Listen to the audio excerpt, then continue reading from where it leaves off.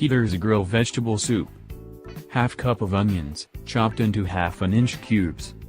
Half cup of celery, chopped into 1/2 inch cubes. Half cup of carrots, chopped into 1/2 inch cubes.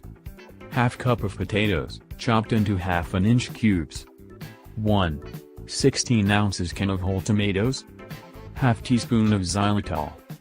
1 cup of frozen mixed vegetables. 5 cups of water. Salt and pepper to taste. In a pan saute onions, celery, carrots and potatoes for about 15 minutes. Add tomatoes, xylitol, frozen mixed vegetables and water. Simmer until vegetables are done, about 15 to 20 minutes. Salt and pepper to taste. Aprox 6 servings. For more diabetic soup recipes go to www.xylitol.com.